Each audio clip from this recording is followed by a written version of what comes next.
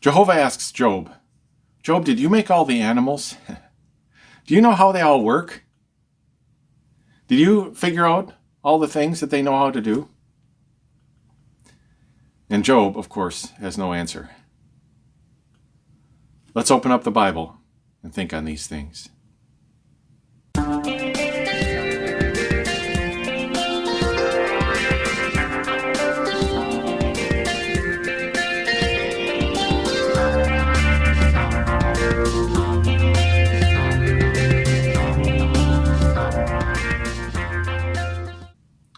This is the Word of Truth Ministry video library.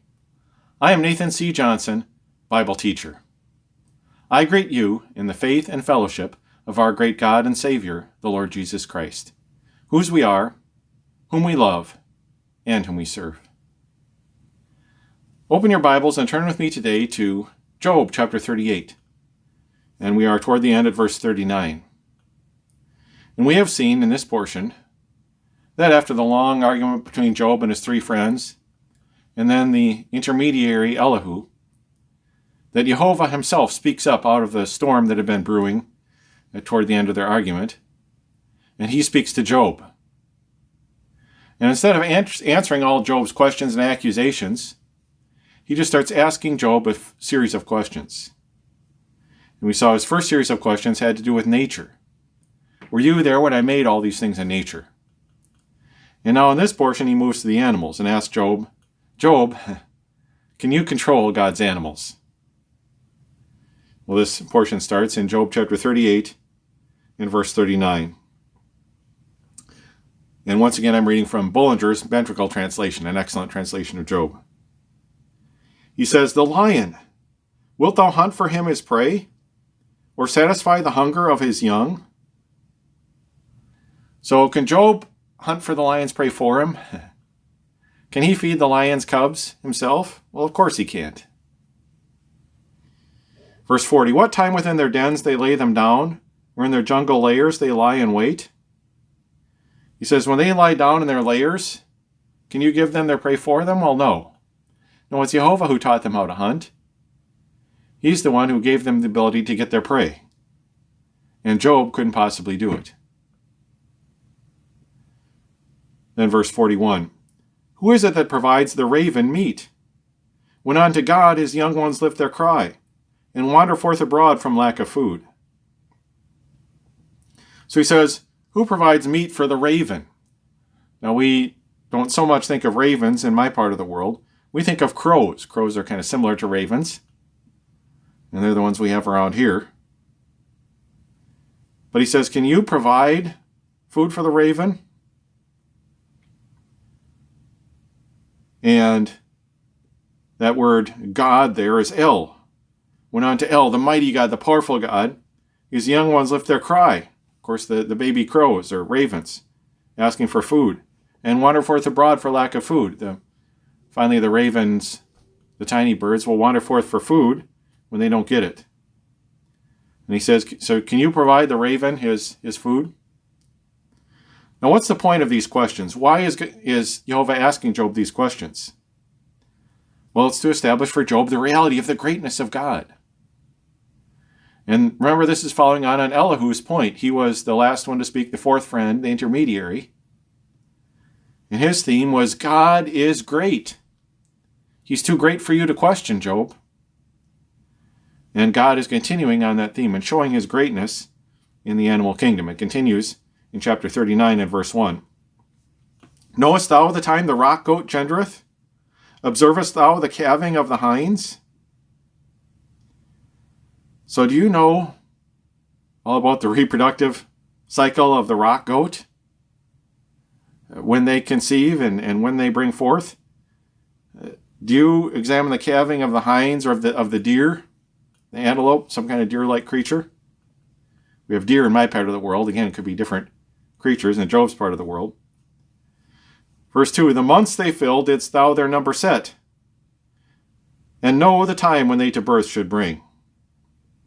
So he says, did you decide, Job, I think the pregnancy of the rock goat or of the hind should last this many months.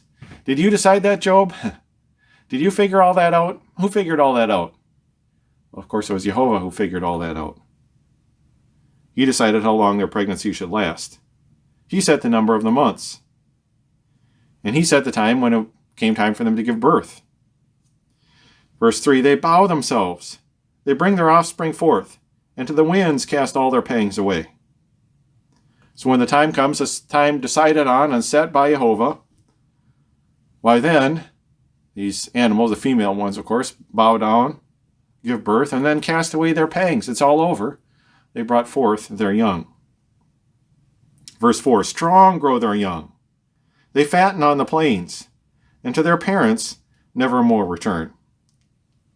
So as time goes on and the young grow strong, we know the young of animals tend to grow strong and grow up far faster than we human beings of Adam's race do. Well, we have a lot more knowledge to gather than just the survival knowledge of the animal. But their young grow strong, they fatten on the plains, they grow up, and then they leave their parents. They don't return to them.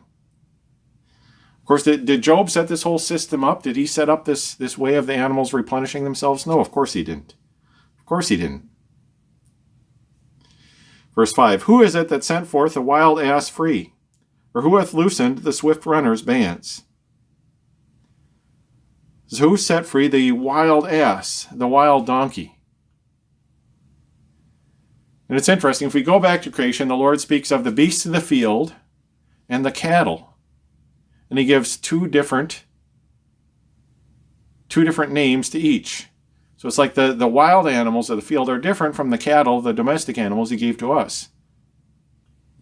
And I wonder just which animals exist in each category.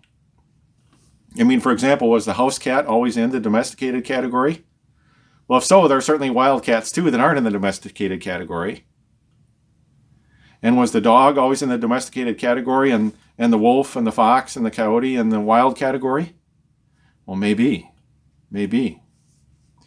So was there actually a wild donkey and a domestic donkey?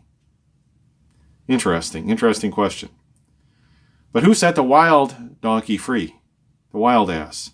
Or who hath loosened the swift runner's bands? Again, this donkey isn't bound. He's not in bands. He's not domesticated like the domestic donkey. His bands have been broken, and he can run swiftly free. Verse 6, whose dwelling I have made the wilderness, his haunts the salt and arid desert waste. So his dwelling place is the wilderness where men don't live. And again, I don't know if these are just donkeys that were domestic and then got free and became wild. And I don't know that human beings didn't domesticate some wild animals and cause them to be domestic. I don't know these things. I was just speculating about that. We don't know for sure. We do know there is such a thing as wild horses, although human beings are always trying to capture them and domesticate them. So certainly there's wild donkeys too. But these wild donkeys have the wilderness, the uninhabited places as their dwelling place, and they haunt the salt and arid desert wastes. Of course, deserts are there because there's no water. But in that part of the world, they also had salt plains. And of course, plants can't grow on salt plains, yet wild donkeys live there. They can live on the salt plains. Verse 7, the city's busy tumult he doth scorn. The driver shouts and cries he doth not hear. So what is the domesticated donkey hear? He hears the noise of the city and its tumult. Must seem like just a lot of unexplainable chaos to a donkey, right? What goes on in a city. And then the driver shouts. What is a domesticated donkey hear? Well, he's driven and he hears the driver shouts, move on there, you donkey, move on, you donkey. But the wild donkey, does he know the tumult of the city? Does he hear the driver shouts? No, of course not. He never hears those things. He doesn't know what they are. He's free. He roams the wilderness. Verse 8, the mountains are his ample pasture ground. There roameth he in quest of all things green. So his pasture is the mountains. He roams there searching for green things to eat. And he doesn't worry about city things or drivers. But who is it who set him free? Well, his maker, Jehovah. Verse 9, the wild bull, will he be thy willing slave, or pass the night contented by thy crib? So what exact creature is this, the wild bull? And it's a little hard. It seems like maybe it's a creature that doesn't exist anymore, has gone extinct. Although, of course, it existed at one time, since Jehovah speaks of it. The King James Version translated it the unicorn. But of course, we think of a unicorn as a horse with a horn. And this creature, the way it's described, sounds more like it's in the bull and the cow family than in the horse family. So Bullinger guesses the wild bull. Now the Hebrew is re'em, and could be some extinct creature. And it's a wild and fierce creature, but it resembles the ox. And so some people say that the original wild cattle were called the auroch, A-U-R-O-C-H. And maybe this is the auroch, the wild bulls, the wild cows from which we got our domesticated ones. Well, again, I don't know. I don't know that we did get our domesticated cattle from wild ones. I think God might have created domestic animals in the first place and just programmed them to be our servants, whereas other creatures he programmed to be wild. I don't know this. I don't know, it's just a guess. It could be created two kinds of cows, the wild kind and the domestic kind. And this was the wild kind that maybe no longer exists. But the wild bull, will he be that willing slave? It's ridiculous. A wild bull will not willingly be a slave of a human being. Even our cattle, when they escape into the wilderness and bring forth calves that never knew humans, they don't like to be our slaves. Or pass the night contented by thy crib. You know, the cow that's grown up in captivity will just lie by the crib, chewing its cud contented. But would a wild cow do that? No. No, he'd get away anytime he could. Verse 10, canst thou in harness lead him forth to plow? To harrow will he follow after thee? So he says, will the wild cow just submit to plowing in the harness? No. And I think this shows it's cattle-like, although, of course, you could use a horse-like creature to plow with. But I think that was less common for them, a plow horse. They usually used oxen. So again, maybe this is the auroch, the wild cow. Verse 11, wilt thou for all his strength confide in him, or leave to him the tillage of thy ground? So the auroch, he may be strong. He may have tremendous strength. But you wouldn't trust the job of plowing to him, even though he's plenty strong enough to do it. Because his wild nature, he wouldn't obey your commands. He'd be too likely to destroy things and actually plow. Verse 12, canst thou be sure he will bring home thy seed, or gather corn to fill thy threshing floor? Of course, the domesticated cattle, you could count on them to do that work. But could you count on the auroch? Could you count on the wild cow to bring home your seed? And that's actually bring back, and it's a word repeated in Hebrew. Canst thou be sure, bringing back, he will bring back your seed? That's a Hebrew figure of speech, of course, for emphasis. Or gather corn, gather grain to your threshing floor. Of course, they didn't have the American maize, but they had grain. Verse 13, the ostrich wing, that myriad though it be, is it the pinion of the kindly stork? So the ostrich wing, he says, is admired.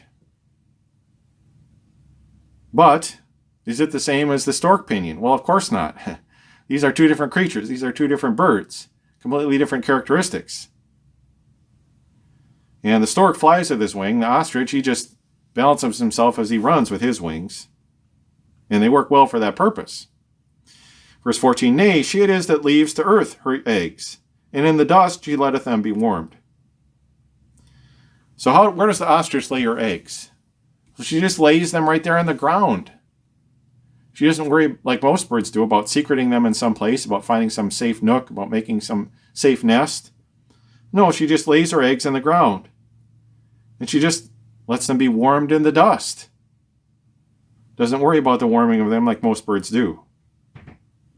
And she does this, verse 15, unmindful that the passing foot might crush, or that the roaming beast might trample them. So, of course, if you just lay your eggs right there in the ground, why just someone walking by could step on them and crush them. A roaming beast might trample them, or eat them, of course. But she still just carelessly drops her eggs in the ground. Verse 16, she dealeth sternly with her young, as if not hers, and fears not that her toil be vain. So when the eggs hatch, she doesn't recognize her young. She doesn't say, oh, these hatchlings are mine. These are my babies. I've got to take care of them. No, that's not how ostriches act. In fact, the ostrich might even peck to death her own babies if she finds them after they hatch. Be deadly to them. And she doesn't worry about the fact, I did all this labor to bring forth young, to bring forth these eggs, and I'm just going to kill the offspring? No, she doesn't worry about that. And she doesn't worry about the fact that all her labor to bring forth these eggs would be in vain. Why? Verse 17, for God created her devoid of sense, nor gave her in intelligence a share. So why is she this way? Because God made her this way. He didn't give her the sense to care about her young. He didn't give her the sense to worry about her eggs. He didn't give her this kind of intelligence. Now, God here is Eloah, the venerable God worthy of being worshipped. The God worthy of being worshipped didn't give her sense. And yet, amazingly, the ostrich still survives. You'd think she would have died out quickly with that strategy, but she survived still. Not quite sure how. But God knew what he was doing, didn't he? Yet she doesn't have intelligence enough to really properly prepare for offspring. And yet, verse 18, yet when she lifteth up herself for flight, the horse and rider both alike she scorns. Yet this stupid bird that doesn't know what it's doing in reproduction, why, if she really starts running, the horse and rider might as well give up. They're not going to catch her. So she's a magnificent animal with no sense when it comes to raising young. Then verse 19, the war horse, didst thou give to him his strength, or clothe his arching neck with rustling mane? So now he speaks of the war horse and asks, Job, were you the maker of the war horse? And of course Job wasn't. Of course not. He didn't give the war horse its strength. He didn't clothe his neck with that rustling mane. Verse 20, make him leap lightly as the locust does.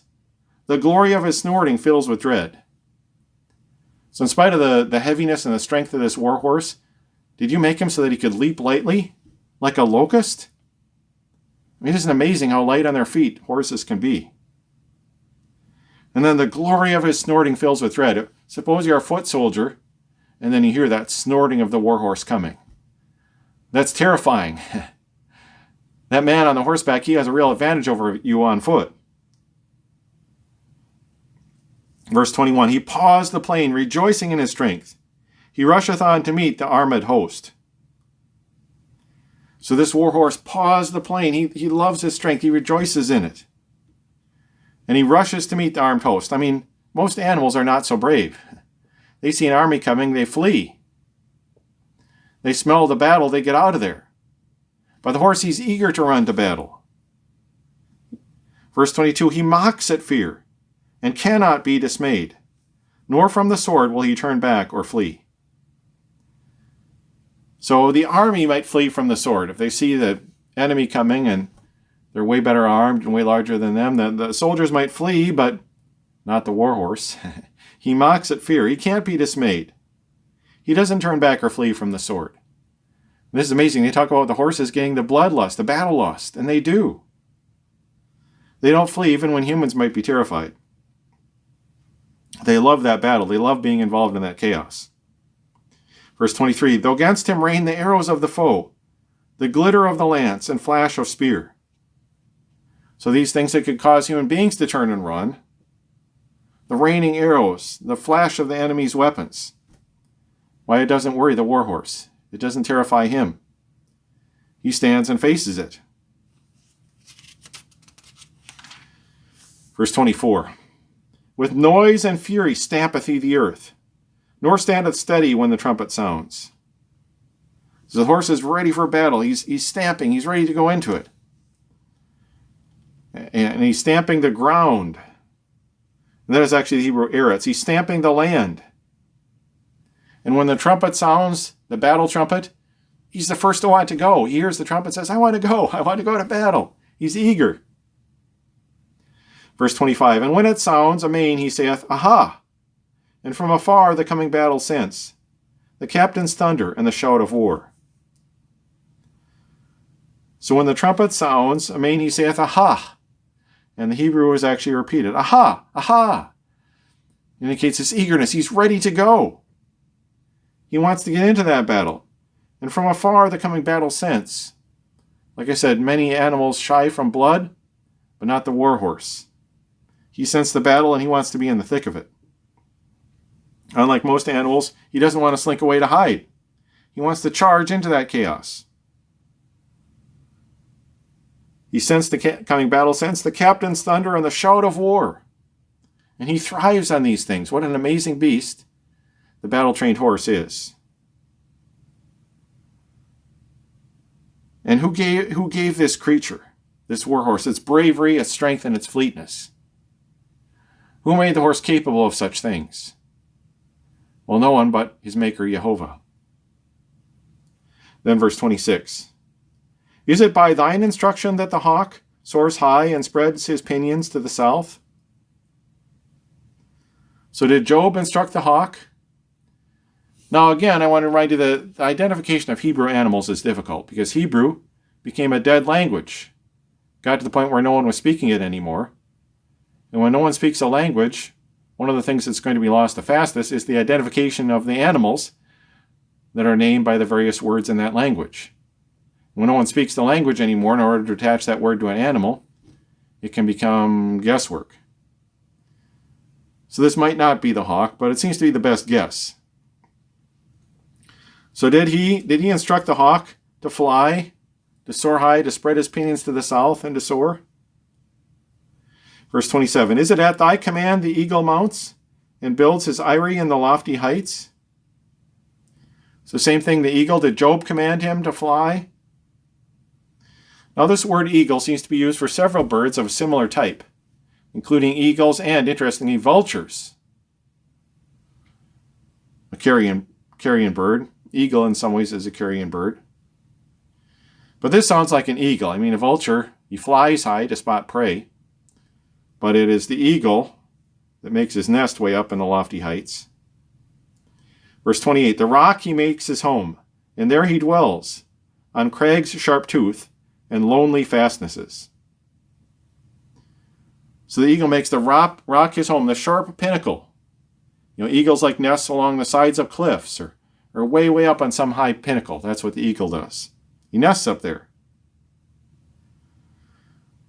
And this is impressive. Most of us have maybe never actually seen an eagle nest or been near one, but we've seen pictures. And it's impressive indeed, those nests way up on the heights. Verse 29, and thence he keenly spieth out the prey. His piercing eye beholds it from afar. So we know that the eagles have much sharper eyes than human beings do. And when they're way up there in the air, they can be looking down at the earth and they can spot the prey far away. They can spot it from way up on high where human eyes can never see it. But their piercing eyes behold it from afar. And so no wonder they nest up high. They need to be up high to spot their prey. Verse 30, his young ones learn full soon to suck up blood, and where the slain are lying, there is he. Now in this verse it sounds this time more like the vulture. And of course, the vulture is the carrion bird, who is where most of the slain are on the battle. They love to come down and feast on those who are slain. You got to kind of bury your soldiers fast if you don't want them to be eaten by vultures. And eagles can be carrion birds too. It's interesting. It starts out sounding like an eagle, ends up sounding like a vulture. I don't know. But this portion here, and mostly in chapter 39, going back a little bit to chapter 38, is very interesting. Because here, the creator of animals himself, he describes some of the animals he made. And we imagine him as the proud creator. Yeah, I've seen my dad. He does a lot of projects around his house, builds a lot of things. And he loves to take people there and proudly show off what he made with his own hands. Well, you understand that when you have a creator, when you made something, you love to show it off. And here we have the creator of the animals describing the animals he made. He's explaining the various aspects of these animals. He's pointing out the positive and negative characteristics he put into them. And how it makes those creatures interesting. You know, he didn't want to just make every creature the same or they wouldn't be interesting, but how interesting all these different creatures are. And this is his own commentary on some of his creations. What a fascinating thing it is. And it's fascinating for us, but of course, for Job, it had a specific point. And now we get to that in in chapter 40 in verse 1. The Lord has now asked Job all these questions. And he said, I'll question and then I'll give you a chance to answer. And here he's going to give him his chance to answer. Verse 1, Thus spake Jehovah from the storm to Job. So he spoke from the storm. And he gave his first address. He has two addresses. And now he concludes his first address by demanding an answer. Verse 2, Shall caviller to Shaddai knowledge give? Reprover of Eloah, answer me. So Bullinger translates it caviller. The King James made it he that contendeth. Now caviller is not something we use so much anymore today. A cavalier is a kind of soldier. That's not this. This is a cavalier. A cavalier, to cavil, is to pick at nits. We would say today that cavalier is a nitpicker. And what's a nitpicker? Well, someone who brings up trifling questions and objections. They're not important questions, but they're just nitpicking. Bring up trifling little problems. If you misspeak in a little way, they'll bring it up. Oh, you said that, obviously you just misspoke, but they bring it up and pick at that nit, or some little tiny detail in your argument. They'll pick at that nit. That's a cavalier. A picker at nits. He says, Shall cavalier to Shaddai knowledge give? And Shaddai or Shaddai is God the all-bountiful, the giver of all gifts. He says, Shall cavalier to Shaddai knowledge give? Reprover of Eloah. Again, the venerable God, the God who is worthy to be worshipped. Reprover of Eloah, answer me. He says, I asked all these questions, answer me. Where you were when I did all these things, if you know all the facts about these things. So that was Jehovah's first address, and now we have Job's first answer to Jehovah. Verse 3. Then Job confessed and made reply and said. So Job answers as demanded. Jehovah demanded an answer. He has to answer, but he doesn't really have an answer to give. So what does he say? Verse 4. Lo, I am vile. What shall I answer thee? Rather, I lay my hand upon my mouth. So he says, I'm not going to speak. He admits, I have no answer, Jehovah. I have no answer. And this is his response to actually meeting God. See, before he'd heard about God. He served God, and he served God magnificently. God complimented him on it. To Satan, he says, Have you considered my servant Job? There is no one like him on earth. So he'd served God marvelously, yet he'd never actually met Jehovah. And his response when he meets him is to realize his own vileness. And I notice this is the response of many when they meet God. Peter, when Jesus gave them the marvelous catch of fish, and he realized who Jesus must be, he said, Depart from me, Lord, I'm a sinful man. Daniel. It really makes me think of Daniel in Daniel chapter 10 and verse 8. When he saw the great vision of the Hierophant, whom I believe was probably Jehovah. He says, Daniel 10:8, Therefore I was left alone and saw this great vision, and there remained no strength in me. For my comeliness, everything that looked good and desirable about me, he says, my comeliness was turned in me into corruption, and I retained no strength. Everything I thought was good about myself before just looked corrupt to me now. Now when I met this glorious vision. And Job, it's the same way. When he actually sees Jehovah, he's astounded by his own vileness. He says, I can't answer, Verse 5, Already have I spoken far too much. I cannot answer. I will add no more. So what he says literally in Hebrew is, as the King James Version, Once have I spoken, but I will not answer. Yea, twice, but I will proceed no further. And twice is a Hebrew idiom for saying a thing repeatedly. I've said again and again and again that I'd be able to answer you if you came and spoke with me, Jehovah, but now that you really have, I realize I said way too much. I didn't know what I was talking about. He says, now, when the time actually comes, I can't answer. I have nothing to say. I have nothing to add. So Jehovah's first address leaves him with nothing to say, no answer to give. And all is boasting about what he would say to Jehovah if Jehovah was before him. And he would set forth all his arguments, and he would set forth all his proofs, and he would prove to Jehovah that he's treated him wrong. Well, now when Jehovah appears, his boasts were just empty. He's got nothing to say. So we see in Jehovah's first address that he doesn't attempt to answer Job, but instead he asks him a series of questions regarding his greatness. First, like we talked about last time, about the wonders of creation and the natural world. The second time, as we discussed this time, the wonders of the animal kingdom that he made. And then after proclaiming these wonders, he asks Job, "Answer me then, Job." But Job has no answer to give. He admits, "I said way too much when I said I could argue with you." He says, "I realize now that I'm vile." Yet though he has nothing to say, Jehovah has much more to say. And he will say it as we continue this chapter 40, when we gather again around God's book. Thank you for listening today. If you have enjoyed this lesson, please press like below. Feel free to comment. Those things both help promote our videos. Until we gather again around the pages of God's book, I bid you goodbye.